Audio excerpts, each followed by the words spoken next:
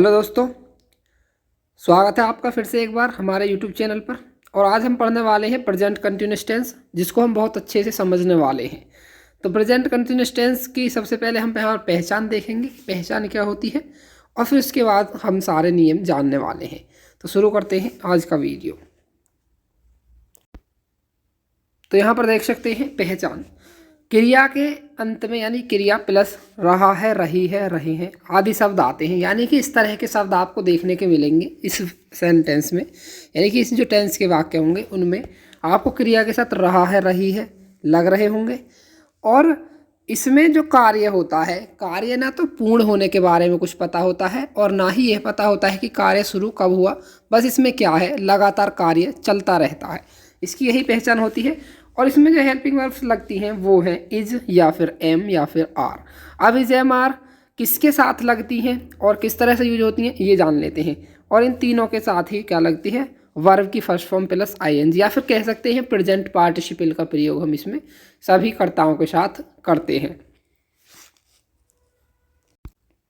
तो यहाँ पर देख सकते हैं इज का प्रयोग होता है ही, सी या फिर इट के साथ, या फिर किसी का नाम है, नाम होना चाहिए किसी एक का, यानी कि कोई एक लड़का हो या फिर कोई एक लड़की हो या फिर किसी का भी एक का नाम हो तो वो सिंगुलर होता है।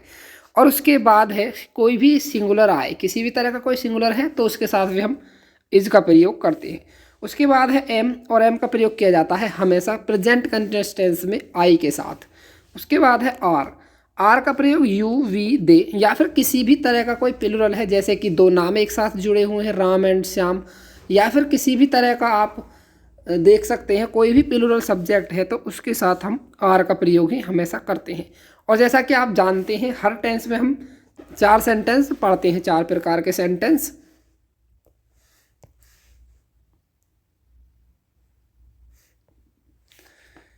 तो यहाँ पर पहले प्रकार का जो सेंटेंस है वो है एफर्मेटिव या फिर पॉजिटिव कह सकते हैं, और दूसरे नंबर पर है नेगेटिव या फिर जिसको हम हिंदी में नकारात्मक कहते हैं, और एफर्मेटिव को हिंदी में हम सकारात्मक वाक्य कहते हैं।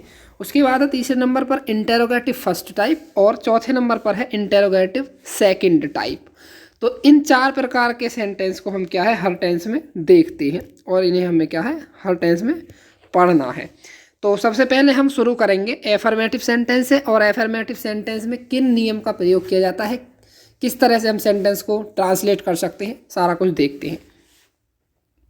तो जब भी आपको एफर्मेटिव सेंटेंस बनाना है तो आपको सबसे पहले इस वाली स्ट्रक्चर का प्रयोग करना है। सबसे पहले आपको सब्जेक्ट लगाना है, उसके बाद इज या एम या आर में से कोई एक लगाना है, और उसके बाद वर्ब की फर्स्ट फॉर्म प्लस आईएनजी वाली फॉर्म आपको यहाँ पर यूज करनी है। उसके बाद आपको ऑब्जेक्ट लगाना है और अदर वर्ड लगाना है, या फिर एड वर्ब कह सकते हैं क्योंकि हम एड वर्ब नाम से सारी चीज़ों क्या यहाँ पर कर रहे हैं। और फुल स्टॉप ज़रूर लगाना है। एफर्मेटिव सेंटेंस में फुल स्टॉप का लगाना अनिवार्य होता है, यानी कि ज़रूरी होता है। जैसे वह खाना खा रहा है,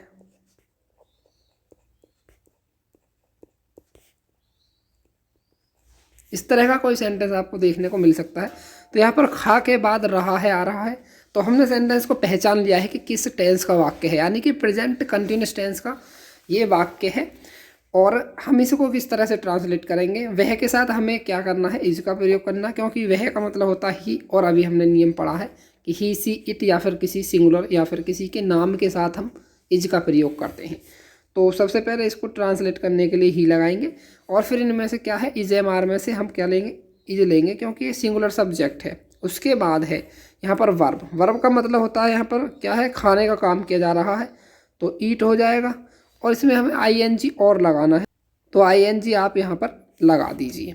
उसके बाद हमें ऑब्जेक्ट देखना है। ऑब्जेक्ट, ऑब्जेक्ट का मतलब होता है कि क्रिया का जो फ़र्क है जिस पर पड़ता है उसे ही हम क्या है ऑब्जेक्ट कहते हैं। जैसे कि यहाँ पर देख सकते हैं खाना, तो यहाँ पर जो खाने का काम हो रहा है, खाने का यानी कि क्रिया हो रही है, लेकिन काम किस पर हो रहा है ये हमें देखना होता है। जिस पर काम हो रहा हो वो हमारा ऑब्जेक्ट होता है। तो यहाँ पर जो खाना है यानी कि ये 2 तरह का खाना है। यहाँ पर एक खाने की क्रिया की जा रही है और एक वो खाना है जिसे हम अपने मुंह में रखेंगे यानी कि खाएंगे।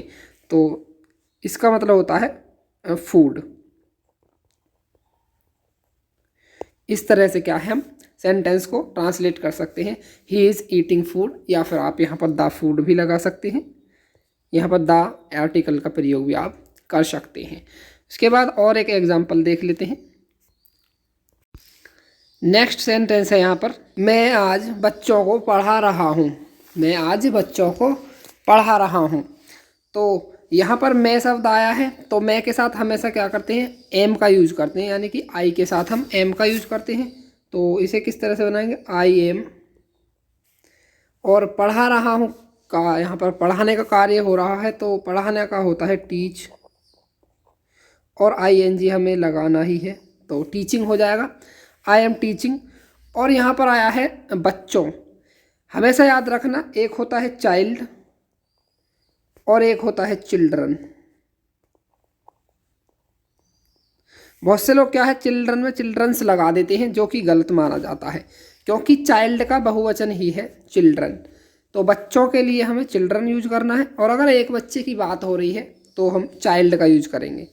तो इस तरह से आपको यूज करना है, आई एम टीचिंग चिल्ड्रन।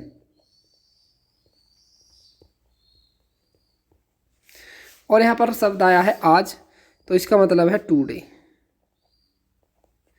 जो कि टाइम शोइंग एडवर्ब है, यानी कि समय दिखाने वाला यहाँ पर क्या है, क्रिया विशेषण है। तो इस तरह के क्रिया विशेषण आपको देखने मिल सकते हैं। तो यहाँ पर जो टुडे शब्द आया है, यानी कि आज, यही क्या है, एडवर्ब है। तो इस तरह के शब्द आपको ऑब्जेक्ट के बाद देखने मिल सकते हैं। तो चिल्ड्रन के बाद क्या है, यहाँ पर एक समय दिखाने वाला क्रिया विशेषण है। तो इस तरह के सेंटेंस को हम ऐसे ट्रांसलेट कर सकते हैं। अब देखते हैं नेगेटिव सेंटेंस। नेगेटिव सेंटेंस को हम किस तरह से बनाते हैं। यहाँ पर देख सकते हैं नेगेटिव सेंटेंस, यानी कि जिसको हम हिंदी में बोलते हैं नकारात्मक वाक्य।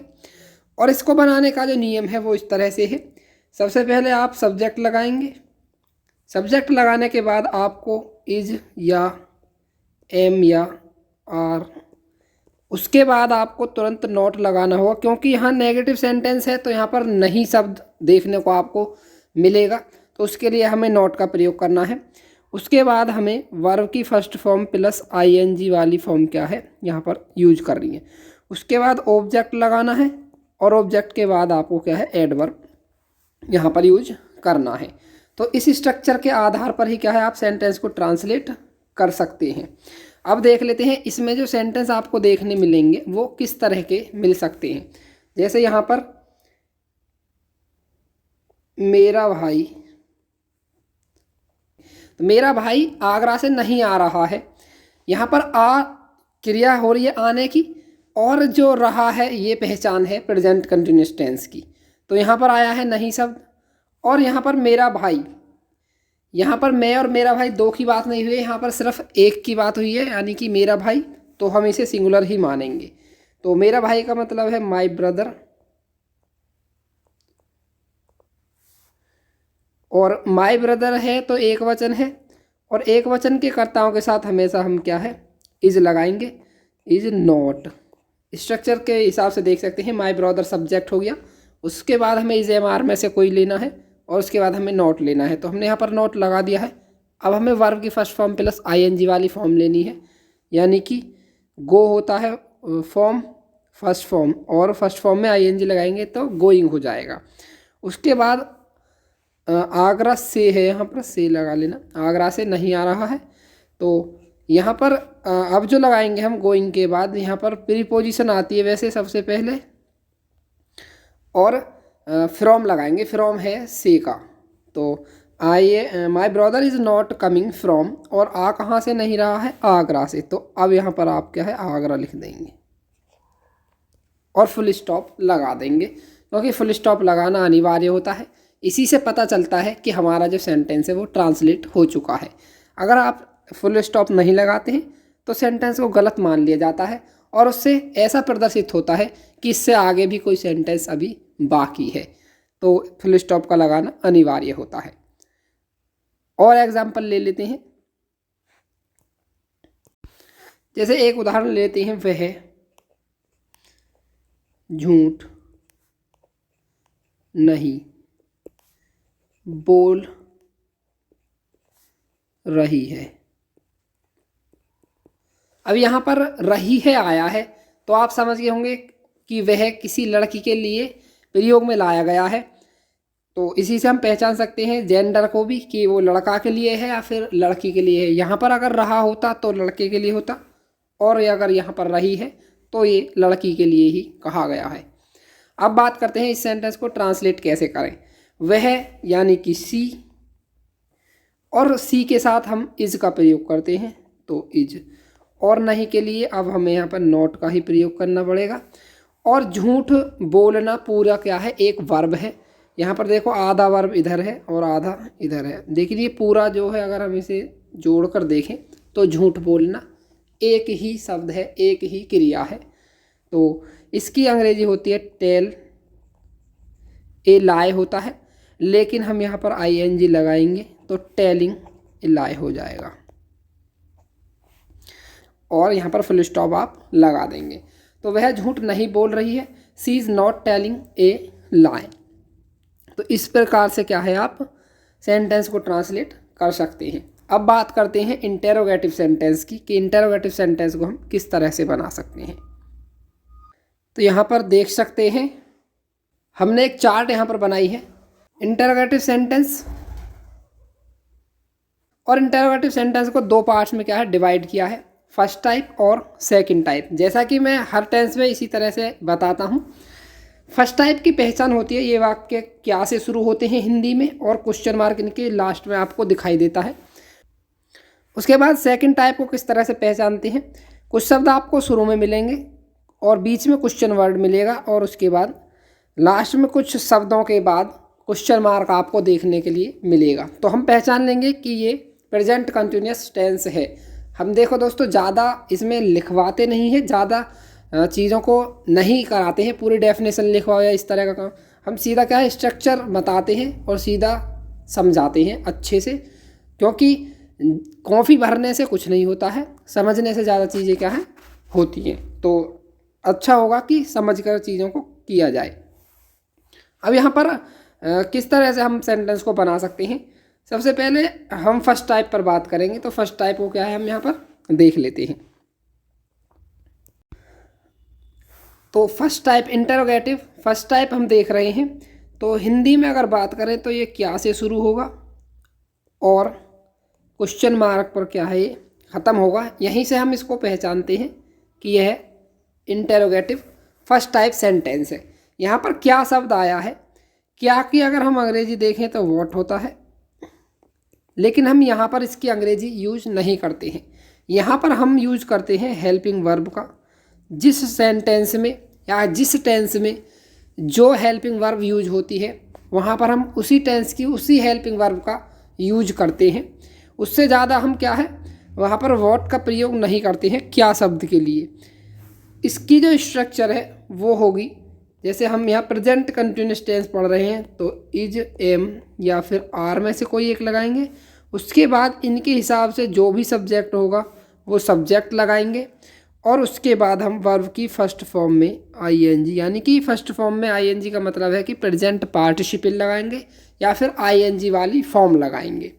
उसके बाद हम यहाँ पर ऑब्जेक्ट लगाएंगे, और ऑब्जेक्ट के बाद एडवर्ब यहाँ पर हम लगाएंगे, और एडवर्ब के बाद हमें क्वेश्चन मार्क लगाना ज़रूरी है, क्योंकि क्वेश्चन मार्क से ही पता चलता है कि ये हमारा सेंटेंस इंटेरोगेटिव है या फिर नेगेटिव या पॉजिटिव है। इस तरह से क्या है हम सेंटेंस को बनाते हैं। देखो दोस्तों सेंटेंस को बनाना आसान होता है अगर आप स्ट्रक्चर को समझ गए हैं, क्योंकि सबसे ज़्यादा जो समझना होता है वो स्ट्रक्चर का समझना होता है। अगर आप इस स्ट्रक्चर को अपने माइंड सेट कर लेते हैं तो आप क्या है चीज़ों को अच्छे से कर पाएंगे। सेंटेंस को रटने से कुछ नहीं होगा, सेंटेंस को समझने से। और सबसे ज़्यादा जो होती है चीज़ वो होती है स्ट्रक्चर। अगर आप स्ट्रक्चर को समझ गए, वो चाहे वो गणित हो या फिर कोई भी सब्जेक्ट हो, अगर आप स्ट्रक्चर को माइंड सेट कर लेते हैं, अपने दिमाग में बिठा लेते हैं, तो आप किसी भी चीज़ को आसानी से हल कर सकते हैं। ऐसे ही यहाँ पर अगर आप स्ट्रक्चर को समझ जाते हैं तो सेंटेंस बनाना ज़्यादा बड़ी बात नहीं है। यहाँ पर इसका हम एक उदाहरण देख लेते हैं। यहाँ पर लिखा है क्या वह अलीगढ़ जाने को मना कर रहा है। अब यहाँ पर एक तो है जाना और एक है मना करना, तो क्या यहाँ पर दोनों ही वर्ब हैं? जी नहीं, कभी भी एक सेंटेंस में दो वर्ब नहीं आ सकती। एक सेंटेंस में एक ही वर्ब का प्रयोग किया जाता है। और यहाँ पर मना करना क्या है, वर्ब है, लेकिन जाना क्या है, यहाँ पर जाने को, यहाँ पर जाना है इन्फिनिटिव। और इन्फिनिटिव का मतलब होता है टू प्लस वर्ब की फर्स्ट फॉर्म। जब टू प्लस वर्ब की फर्स्ट फॉर्म का रूप कहीं आपको दिखाई दे तो वो ही क्या होती है, इन्फिनिटिव होती है। और हम यहाँ पर इन्फिनिटिव के रूप में ही जाने को का प्रयोग कर रहे हैं। या फिर इस तरह से हम क्या है इसको लिखेंगे। देखो इसको किस तरह से सेंटेंस को ट्रांसलेट करते हैं ये देख लेते हैं। क्या वह अलीगढ़ जाने को मना कर रहा है, तो क्या वह यानी कि इज, और वह मतलब ही, और मना करने का होता है फोरबिड। फोरबिड मतलब होता है मना करना, लेकिन जब हम इसमें आईएनजी जोड़ते हैं तो यहाँ पर डबल डी हो जाता है और आईएनजी लग जाता है, फोरबिडिंग। और अब यहाँ पर हम यूज करेंगे किसका, इन्फिनिटिव का, टू गो। अब यहाँ पर क्या आया है, टू गो, यानी कि अभी हमने बताया इन्फिनिटिव होता है और इन्फिनिटिव टू प्लस वर्ब की फर्स्ट फॉर्म, यानी कि वर्ब की फर्स्ट फॉर्म क्या है यहाँ पर गो। और गो के अर्थ में हम टू प्रीपोजिशन का भी यूज करते हैं। यहाँ पर ये टू प्रीपोजिशन के रूप में यूज नहीं है, यहाँ पर जो ये टू है ये प्रीपोजिशन के रूप में हमने यूज की है। ये इन्फिनिटिव का रूप है पूरा, टू प्लस वर्ब की फर्स्ट फॉर्म, और ये टू है प्रीपोजिशन के रूप में। तो is he forbidding to go to Aligarh.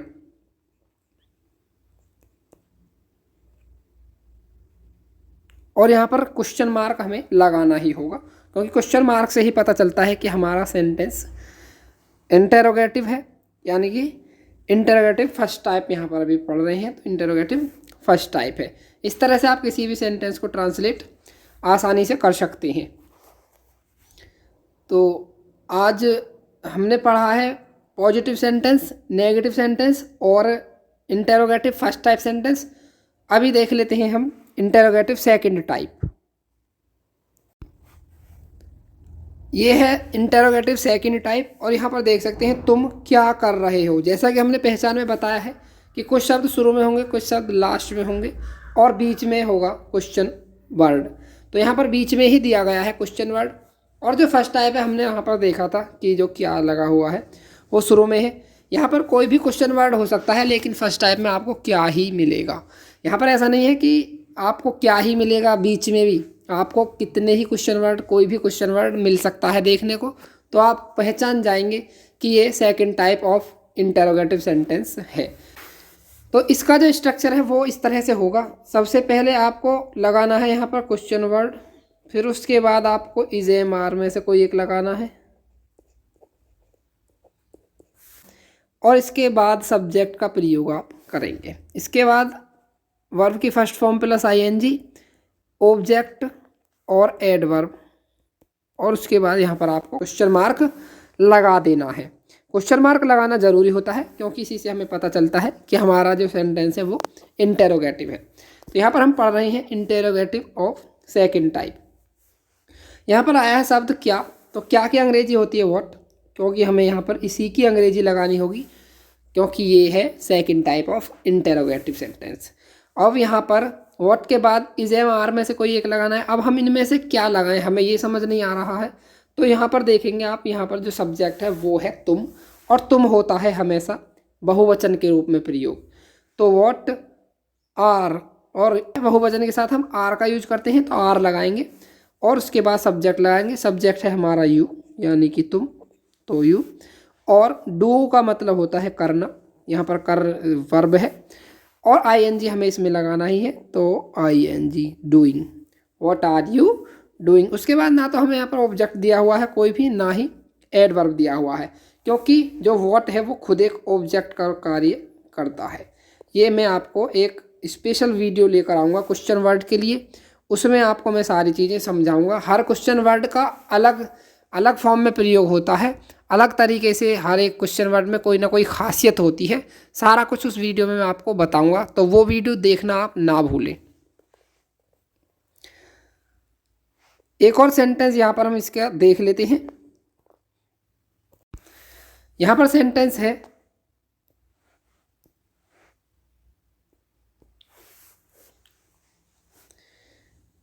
वे कब से अपना कार्य कर रहे हैं। अब यहाँ पर कब के साथ से शब्द भी क्या है, जुड़ा हुआ है। तो से का मतलब है यहाँ पर, ये भी प्रीपोजिशन है, प्रीपोजिशन के रूप में यहाँ पर से आया है।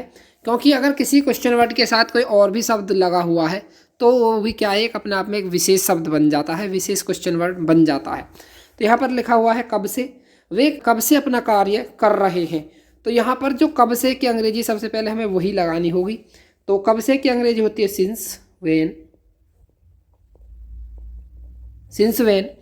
अब यहाँ पर हमने क्वेश्चन वर्ड लगा दिया है, ठीक है, क्योंकि वे है प्लूरल और प्लूरल के साथ हम क्या है, आर का यूज करते हैं। तो वहन, सिंस वहन आर, और वे की अंग्रेजी होती है दे,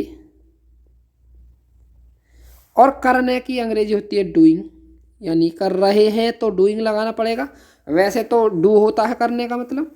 और अपना कार्य यहाँ पर पूरा क्या है, ऑब्जेक्ट है, क्योंकि यहाँ पर कार्य सिर्फ ऑब्जेक्ट नहीं है, यहाँ पर अपना शब्द भी क्या है, कार्य के साथ जुड़ा हुआ है। तो वे के साथ जब अपना शब्द लगा हो तो दे के साथ हम दियर का प्रयोग करते हैं, दियर वर्क। अगर इस तरह का कोई शब्द आए अपना, हमने हालांकि इसके लिए एक वीडियो बनाकर अपलोड कर दिया है, अगर आपने वो अभी तक नहीं देखा है तो आप वो वाला वीडियो देख सकते हैं, जिसमें हमने सारा प्रोनाउंस का यूज और किस शब्द के साथ अपना यूज होने पर उसकी अंग्रेजी हम क्या लगाएंगे, सारा कुछ हमने उस वीडियो में बताया है। आज हमने पूरा प्रेजेंट कंटिन्यूअस टेंस ख़त्म कर लिया है, और इसके बाद जो हम पढ़ने वाले हैं वो है प्रेजेंट परफेक्ट टेंस। तो नेक्स्ट वीडियो में हम पढ़ेंगे प्रेजेंट परफेक्ट टेंस। आज का वीडियो यहीं पर समाप्त करते हैं। जय हिंद, वंदे मातरम दोस्तों।